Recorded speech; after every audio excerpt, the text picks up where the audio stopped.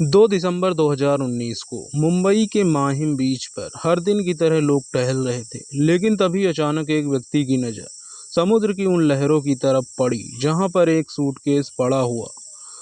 Suitcase को देखते ही उस व्यक्ति को लगा कि शायद उसमें कोई कीमती चीज हो सकती है, लेकिन वह तेजी से उसकी तरफ बढ़ा। लेकिन जैसे ही उसके पास पहुंचा तो सूटकेस के पास जाते ही उस व्यक्ति को बहुत अजीब सी और बहुत ही गंदी बदबू आने लगी, जिससे वह तुरंत समझ गया था कि इस सूटकेस में जरूर कुछ तो गड़बड़ है। इसीलिए वह व्यक्ति तुरंत पुलिस को फोन करता है और सारी बात पुलिस को बताता है। फिर कुछ समय बाद पुलिस भी मौके पर पहुंच जाती है। इसके बाद उस सूटकेस को खोल कर देखा जाता है, लेकिन जैसे ही सूटकेस को खोला गया तो वहां पर मौजूद सभी लोगों के होश खराब हो गए, क्योंकि उन लोगों ने उससे पहले ऐसा दृश्य कभी नहीं देखा था। क्योंकि उस सूटकेस के अंदर एक इंसान का शरीर का पार्ट था, उसके साथ ही एक कटा हुआ हाथ था और एक पैर भी मौजूद था। और यह तो नॉर्मल सी बात है कि यह सब देखने के बाद तो हर कोई हैरान रह जाएगा, लेकिन पुलिस के लिए सबसे बड़ी बात यह थी कि वो सूटकेस समुद्र की लहरों में बहता हुआ कहां से किनारे आ गया था, जिसकी ना तो कोई पहचान थी और ना ही कोई सुराग। इसी कारण पुलिस वालों के लिए यह केस बहुत ही बड़ी चुनौती बन गया था कि आखिरकार वह कैसे पता लगाया जाए कि यह व्यक्ति कौन है और उस व्यक्ति का यह प्रश्न हस्र किसने और क्यों किया है। लेकिन फिर जिस तरीके से पुलिस वालों ने इस केस को सॉल्व करते हुए वह वाकई में काबिले तारीफ है। और जैसा कि पुलिस वालों ने उस सूटकेस को खोल कर देखा तो उसमें एक हाथ, एक पैर और पॉलीथीन में लिपटा हुआ प्राइवेट पार्ट होता है। लेकिन सिर्फ इन चीजों से मृतक की पहचान कर पाना बहुत मुश्किल था। मगर उस सूटकेस में मात्र एक ऐसी चीज होती है जो इस पूरे केस को सॉल्व कर देती है। उस सूटकेस में कुछ कपड़े भी होते हैं और वह कपड़े सिर्फ इसीलिए और इस तरीके से रखे गए थे ताकि उन अंगों से निकलने वाला खून उन्हीं में सिमटता रहे और उस सूटकेस से बाहर ना निकले। इसके बाद जब उन कपड़ों की तलाशी ली गई तो उसमें भी कुछ खास नहीं मिलता है। उन कपड़ों में एक पैंट, टी शर्ट और एक शर्ट थी। उसके बाद पुलिस वाले कुछ मछुआरों को बुलाकर उनसे कहते हैं कि तुमको इसके अंदर जाकर ऐसे ही किसी सूटकेस को तलाश करना है, या फिर ऐसा कोई बैग भी हो सकता है। और ऐसा इसीलिए किया जा रहा था कि हो सकता है वहीं कहीं आसपास ही उस व्यक्ति की बाकी के बॉडी पार्ट्स भी किसी सूटकेस या बैग में मिल सकते हैं। लेकिन बहुत मशक्कत करने के बाद भी उन मछुआरों ने कुछ भी हाथ नहीं लगता। इसके बाद पुलिस द्वारा उस सूटकेस को हॉस्पिटल भेज दिया जाता है ताकि यह तो पता लगाया जा सके कि आखिरकार यह घटना कब घटी थी। उन पार्ट की जांच करने के बाद पता चलता है कि यह घटना तो पिछले कुछ दिन पहले ही घटी है। यानी कि यह सूटकेस 2 दिसंबर 2019 को मिला था और इसका मतलब था कि यह घटना 26 या 27 नवंबर को घटी थी। साथ ही जांच के समय उसके हाथ के फिंगरप्रिंट को भी निकाल लिया जाता है, जिसके फिंगरप्रिंट को क्रिमिनल के रिकॉर्ड से मैच कराया जाता है। लेकिन फिर भी पुलिस को कुछ हाथ नहीं लगता, क्योंकि हमारे भारत देश के अंदर अभी तक तो क्रिमिनल के रिकॉर्ड्स ही रखे जाते हैं और आम लोगों के, जबकि अमेरिका जैसे विकसित देशों में आम नागरिकों के भी डीएनए और फिंगरप्रिंट तक के डाटा को भी रखा जाता है। खैर, अभी तक तो पुलिस वालों के हाथ ऐसा कुछ भी नहीं लगा था जिससे वह इस केस की गुत्थी को सुलझा सके। इसीलिए यह केस क्राइम ब्रांच को सौंप दिया जाता है और जब क्राइम ब्रांच की टीम अपने तरीके से इस केस की इन्वेस्टिगेशन करना शुरू करती है, सबसे पहले सूटकेस की अच्छे से तलाशी ली जाती है और हर एक चीज की बारीकी से जांच की जाती है, क्योंकि सूटकेस के अलावा पुलिस के पास कोई भी सुराग या सबूत नहीं था। और जैसा कि मैंने आपको पहले ही बताया था कि उस सूटकेस में कुछ कपड़े भी थे और उन कपड़ों में से सब कुछ रेडीमेड था, लेकिन एक शर्ट ऐसी भी थी जो सिलवाई गई थी और उस शर्ट पर एक टैग भी लगा हुआ था जिस पर एल्मोस वेयर लिखा था। और यही टैग इस केस को सॉल्व करने में बहुत बड़ी भूमिका निभाता है। इसके बाद क्राइम ब्रांच की टीम एलम मैश वेयर पर पता लगाना शुरू करती है। आखिरकार यह शॉप कहाँ है, और फिर थोड़ी ही जांच करने के बाद पुलिस को यह पता चल जाता है कि यह शॉप तो मुंबई के कुर्ला पश्चिम बेलगामी रोड पर मौजूद है। इसके बाद क्राइम ब्रांच की टीम बिना किसी देरी के उस शॉप पर पहुंच जाती है और फिर पुलिस उन्हें वह शर्ट दिखाकर उनसे पूछती है कि क्या यह शर्ट आपके यहाँ सिलवाई गई है, क्योंकि टैग तो इस पर आपकी शॉप का ही लगा हुआ है। इसके बाद उस शॉप पर काम करने वाले टेलर ने कहा कि यह टैग तो हमारी शॉप का ही है, और अगर यह शर्ट हमारी शॉप पर सिली होगी तो इसका रिकॉर्ड भी हमारे पास ज़रूर होगा। इसके बाद उस टेलर ने एक बहुत बड़ी लिस्ट बुक निकाली जिसमें हर एक कस्टमर के कपड़े के सैंपल के साथ उनका नाम भी लिखकर रखा गया था। कुछ देर ढूंढने के बाद पुलिस द्वारा दिखाई गई उस शर्ट से मैच होने वाला एक कपड़ा उस टेलर को मिल जाता है, और साथ ही वहां पर एक नाम भी लिखा हुआ था, और वह नाम था बर्नट रिबेलो। अब पुलिस को यह तो पता चल गया था कि जिस व्यक्ति ने यह शर्ट सिलवाई थी उसका नाम था रिबेलो, लेकिन वहां से पुलिस को सिर्फ उसका नाम ही पता चल पाया था, क्योंकि उस टेलर ने ना तो उस व्यक्ति का फ़ोन नंबर लिखा था और ना ही पता लिखकर रखा हुआ था। इसीलिए यहाँ से पुलिस के सामने एक और चैलेंज बढ़ जाता है। सिर्फ एक नाम के सहारे उस व्यक्ति को मुंबई जैसे शहर में कहाँ ढूंढे, आखिरकार वह कौन था और कहाँ का रहने वाला था। और अब पुलिस को उस टेलर की शॉप पर खड़े रहने से तो कुछ फ़ायदा नहीं होने वाला था, क्योंकि वहां से उन्हें सिर्फ एक नाम का पता चला था, लेकिन उनका एड्रेस नहीं मिला था। इसके बाद क्राइम ब्रांच ने सोशल मीडिया का ही सहारा लिया। उन्होंने सोचा था कि शायद हो सकता है उस व्यक्ति ने सोशल मीडिया पर अपना कोई अकाउंट बनाया हुआ होगा और अपनी फ़ोटो वगैरह पोस्ट की होगी, और यही सोचकर क्राइम ब्रांच वाले सोशल मीडिया पर अब उस व्यक्ति की तलाश शुरू कर देते हैं। सबसे पहले उनमें से वह व्यक्ति कौन हो सकता है, पुलिस के लिए यह भी बहुत बड़ा चैलेंज था, क्योंकि सिर्फ उनका नाम ही पता था। इसके अलावा पुलिस वालों के पास और कोई भी इंफॉर्मेशन नहीं थी, लेकिन फिर भी पुलिस अपनी तलाश जारी रखती है और फिर एक एक करके उन सभी की प्रोफाइल को, यानी कि उन नाम के जितने भी व्यक्ति थे उन सभी की प्रोफाइल की जांच करना शुरू करती है। आखिरकार उन्होंने किस तरह की फ़ोटो अपलोड की है, पुलिस उन सभी के डाटा को अच्छे से चेक करती है ताकि उन्हें कुछ तो ऐसा मिल जाए जिससे यह पता चल सके कि वह जिसको तलाश कर रहे हैं वह व्यक्ति उन्हीं में से कोई एक है। लेकिन दोस्तों, यह काम इतना भी आसान नहीं था जितना कि हम सभी को सुनने में लग रहा है। इस काम के लिए एक अलग से टीम बनाई गई थी। इस नाम से जितनी भी प्रोफाइल हैं उन सभी की अच्छे से जांच की जाए, इसीलिए पूरी मेहनत और लगन के से साथ यह जांच करी जा रही थी। आखिरकार पुलिस की यह मेहनत रंग लाई। उन्हें एक ऐसा प्रोफाइल पेज मिल जाता है जिसके ऊपर उन्हें पूरा विश्वास था कि हो ना हो यह वही व्यक्ति है जिसको वह लोग तलाश कर रहे हैं, क्योंकि जिस तरह का हाथ उन्हें उस सूटकेस के अंदर मिला था सेम उसी तरह का या फिर उससे मिलता जुलता हाथ उन्हें उस प्रोफाइल पेज में देखने को मिला था। यानी कि उस व्यक्ति का हाथ भी उन्हें वैसा ही लग रहा था। इतना ही नहीं, जब उस व्यक्ति की प्रोफाइल को अच्छे से देखा गया तो पुलिस को एक ऐसी फ़ोटो भी मिल जाती है जिसमें उसने वही कपड़े पहने हुए थे जो कपड़े समुद्र के किनारे पर उस सूटकेस में पाए गए थे। और इससे यह तो कंफर्म हो गया था कि पुलिस जिसको तलाश कर रही थी वह वही व्यक्ति है।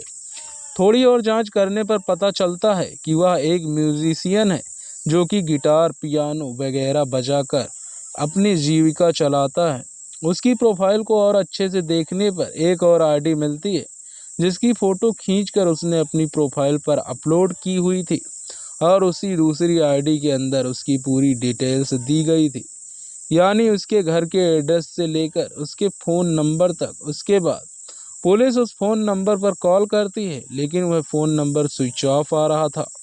इसीलिए अब पुलिस वाले बिना देरी किए उस आईडी में दिए गए एड्रेस सांता क्रूज ईस्ट इलाके में पहुंच जाती है। लेकिन जिस घर का पता उन्हें इतनी मेहनत करने के बाद मिला था, उस घर पर ताला लगा हुआ था। यह देखकर पुलिस वालों को फिर से निराशा होना पड़ता है। लेकिन इसके बाद पुलिस वाले उनके पड़ोसियों से पूछताछ करते हैं कि आखिरकार इस घर में रहने वाले लोग कहाँ चले गए हैं, और साथ ही पुलिस वाले वो करते हैं, लेकिन शायद हो सकता है वह लोग अब कहीं और चले गए हों। पड़ोसी कहते हैं कि इससे आगे की जानकारी हमें नहीं है, लेकिन इसकी बेटी के बारे में सुनते ही पुलिस वालों को थोड़ा शक हुआ। उन्हें लगा कि शायद ऐसा भी हो सकता है कि बाप के साथ साथ बेटी का भी यही हाल किया गया हो और उसकी तलाश को भी इसी तरीके से कहीं और फेंक दिया गया हो। यानी यह मामला अब और ज़्यादा उलझता जा रहा था। तभी तो सिर्फ सवाल पर सवाल खड़े थे, लेकिन जवाब अभी एक भी नहीं मिला था। इसके बाद पुलिस वालों ने ताला तोड़कर उस घर की जांच करना ही सही समझा और फिर ताला तोड़कर पुलिस वाले घर के अंदर चले गए। इसके बाद अच्छे तरीके से घर की छानबीन की जाती है और छानबीन के दौरान पुलिस को एक नोटबुक मिलता है जिस पर लिखा था, I am a bad girl, जिसमें मुझे पनाह दी, मेरी परवरिश की, मैंने उसी को ख़त्म कर दिया। Dad I am sorry, very very sorry, I am bad girl. और इन लिखी हुई लाइनों में उन पुलिस वालों के लिए एक बहुत बड़ा मैसेज था। जहां एक तरफ क्राइम ब्रांच वाले यह सोच रहे थे कि शायद बेनेट रिबेलो की बेटी के साथ भी ऐसा ही कुछ हुआ होगा जो उसके पिता के साथ हुआ है, लेकिन उस नोटबुक में लिखी यह लाइनें पढ़कर साफ पता चल रहा था कि आराध्या बेनेट रेबेले की अपनी बेटी नहीं है, क्योंकि अगर वह उसकी बेटी होती तो वह उस मैसेज में यह लाइन कभी नहीं लिखती कि जिसने मेरी परवरिश की और जिन्होंने मुझे पनाह दी, मैंने उन्हीं को ख़त्म कर दिया। और अब इससे यह तो साफ हो चुका था कि मरने वाला कौन है और मारने वाला कौन है। यानी कि बेनेट रिबेलो की गोद ली गई बेटी ने ही उसके साथ यह दरिंदगी की थी। लेकिन अब यह जानना बहुत ज़रूरी था कि आराध्या ने यह सब क्यों किया था। लेकिन अभी तक आराध्या पकड़ी नहीं गई थी। इसके बाद पुलिस को आराध्या का नंबर भी उसके घर से मिल जाता है और जब उस नंबर को ट्रेस किया जाता है तो वह नंबर बंद आ रहा था। लेकिन जब कुछ समय के लिए नंबर ऑन हुआ तो उस नंबर की लोकेशन घाट कोपर में दिखाई दे रही थी। इसके बाद पुलिस तुरंत वहां पहुंच जाती है और उन्हें आराध्या पाटिल वहीं पर मिल जाती है। पुलिस वालों को देखकर आराध्या पाटिल थोड़ी घबराई जरूर थी, लेकिन फिर वह खुद को संभाल लेती है और पुलिस वाले जब उससे यह सवाल करते हैं कि तुम अपने घर को छोड़कर यहाँ पर क्या कर रही हो और तुम्हारे पिता बेनेट रेबेलो कहाँ पर हैं, आराध्या ने बताया कि मेरे पिताजी यानी कि बेनेट रेबेलो म्यूजिक के सिलसिले में आउट ऑफ कंट्री गए हुए हैं और मैं घर पर अकेली नहीं रह सकती थी, इसीलिए मैं अपने दोस्तों के साथ यहाँ पर रह रही हूँ। लेकिन जब पुलिस वालों ने आराध्या को वह नोटबुक दिखाई जिसमें उसके आई एम बैड गर्ल और सॉरी वगैरह लिखा हुआ था, उसे देखते ही बेनेट रिबेलो की बेटी यानी कि आराध्या समझ जाती है कि पुलिस वालों को सारी सच्चाई का पता चल चुका है और अब झूठ बोलने से कुछ नहीं होगा। इसीलिए आराध्या ने खुद ही स्वीकार कर लिया था, हाँ मैंने ही अपने पिता को मौत के घाट उतारा है और उसकी लाश पाने के लिए मैं ही उसे अलग अलग सूटकेस में डालकर समुद्र में फेंक दिया था। आराध्या पाटिल ने बताया कि उसने पिता की यानी कि बेनेट रिबेलो ने उसे गोद लिया था, उसकी परवरिश भी की थी और सब कुछ ठीक चल रहा था। लेकिन आगे चलकर कुछ समय बाद एक दिन आराध्या की मुलाकात एक लड़के से होती है। उन दोनों की दोस्ती हो जाती है, वे दोनों नंबर एक्सचेंज करते हैं और फिर धीरे धीरे उन दोनों में प्यार हो जाता है। हालांकि उस लड़के की उम्र उस समय 16 साल की ही थी और आराध्या उससे कई साल बड़ी थी। खैर उन दोनों से बात होना शुरू हो जाता है और फिर एक दिन आराध्या ने अपने उसी 16 साल के प्रेमी को यह बताया कि उसके पिता ने भले ही उसे गोद लिया है, लेकिन वह उनका शोषण करता है, उसके साथ संबंध बनाता है, जिससे वह बहुत परेशान हो चुकी है। ये बातें सुनकर आराध्या का 16 साल का प्रेमी गुस्से से पागल हो जाता है और वह आराध्या से कहता है कि तुम यह सब कैसे सहन कर रही हो, उसने तुम्हें बेटी बनाकर गोद लिया था, तो फिर वह तुम्हारे साथ यह सब कैसे कर सकता है। और तुम्हारे पिता को अब इसकी सज़ा ज़रूर मिलेगी। इसके बाद 23 नवंबर 2019 को वह दोनों मिलकर पहली बार बेनेट रेबेलो को ख़त्म करने का प्लान बनाते हैं, लेकिन उसमें वह कामयाब नहीं होते। फिर 26 नवंबर 2019 को जब बेनेट रेबेलो घर पर मौजूद नहीं थे, तो उस समय आराध्या का बॉयफ्रेंड उसके घर पर पहुंचा और वे दोनों इसी बारे में बातें कर रहे थे, जिसकी वजह से आराध्या पाटिल को बहुत ज़्यादा गुस्सा आ रहा था कि आखिर उसके पिता ने उसके साथ ऐसा घिनौना काम क्यों किया है। और जैसे ही उसके पिता बेनेट रेबेलो घर पर आते हैं, तो आराध्या अपने पिता से झगड़ने लगती है कि आपने मेरे साथ ऐसा क्यों किया है, आपने एक अच्छे पिता की तरह मेरी परवरिश क्यों नहीं की। यह बातें सुनकर बेनेट रेबेलो अपना गिटार उठाता है और आराध्या के प्रेमी को मारने की कोशिश करता है, क्योंकि बेनेट रेबेलो समझ गया था कि इसी लड़के ने आराध्या को भड़काया है। क्योंकि उस दिन से पहले तो आराध्या ने इस बारे में कभी कोई सवाल नहीं किया था, लेकिन जैसे ही रेबेलो उस लड़के को मारने के लिए दौड़ता है, तो पीछे से उसकी बेटी आराध्या ने उसके सर पर जोर से डंडा मारा और वह नीचे गिर गया। उसके नीचे गिरते ही आराध्या ने उस डंडे से अपने पिता के ऊपर ताबड़तोड़ कई वार किए, जिसकी वजह से बेनेट रेबेलो अपना होश खो बैठता है। और फिर आराध्या पाटिल जल्दी से घर में रखी हुई कीटनाशक वाली स्प्रे की पूरी बोतल ही उसके मुंह में खाली कर डालती है।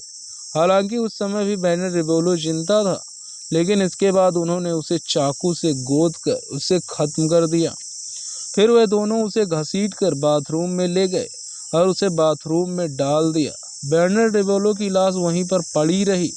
फिर अगले दिन वे दोनों बाजार गए, वहां से वे दोनों सूटकेस और चाकू खरीद कर लाते हैं। फिर बेनेट रेबेलो की लाश को चाकू से छोटे छोटे टुकड़ों में काटते हैं, लेकिन जब चाकू से नहीं कट रहा था, तो बार बार उस चाकू को गर्म करके काटा जा रहा था। और उसने यह भी बताया कि उन्होंने उनकी हड्डियों को हथौड़े से तोड़ा था और सूटकेस में भरकर वहीं की मीठी नदी में फेंक दिया था। और फिर नदी से होकर वह बैग समुद्र में आया था और समुद्र की लहरों के साथ बहता हुआ वह सूटकेस मुंबई के माहिम बीच के किनारे पर पहुंच गया था। अगर उस सूटकेस के अंदर उन कपड़ों को नहीं डाला जाता, तो शायद बेनेट रेबेलो की हत्या का यह राज ही बनकर रह जाता। क्योंकि आराध्या के प्रेमी की उम्र अब भी 16 साल की ही थी, इसीलिए उसे जेल नहीं भेजा जा सकता था, तो उसे बाल सुधार गृह में भेज दिया गया। जबकि आराध्या बालिग हो चुकी थी, इसीलिए उसे जेल भेज दिया गया। लेकिन इस केस की गुत्थी को सुलझाने में मुंबई पुलिस की जितनी तारीफ की जाए कम है। और इससे पता चलता है कि अगर पुलिस इसी तरह इन्वेस्टिगेशन सही ढंग से करे, तो वह किसी भी अपराधी को पाताल से ढूंढकर उसे वहां से भी निकाल कर ला सकती है और उसे कड़ी से कड़ी सजा दिला सकती है। दोस्तों, इस घटना को सुनाने का उद्देश्य किसी का दिल दुखाना नहीं है, किसी को परेशान करना नहीं है, बल्कि आपको जागरूक करना है और सचेत करना है। दोस्तों, इस पूरी घटना के बारे में आपकी क्या राय है, कमेंट बॉक्स में ज़रूर बताएं। अगर हमारी मेहनत आपको पसंद आई हो, तो वीडियो को लाइक करते हुए शेयर भी करें। अगर आपने अब तक हमारे चैनल को सब्सक्राइब नहीं किया है, तो हमारे चैनल को सब्सक्राइब कर लीजिए और बेल आइकन को ऑल प्रेस कर दीजिए। आपके एक सब्सक्राइब से हमें मोटिवेशन मिलता है। और हमें इजाज़त दें। धन्यवाद और आप सभी अपना ख्याल रखें।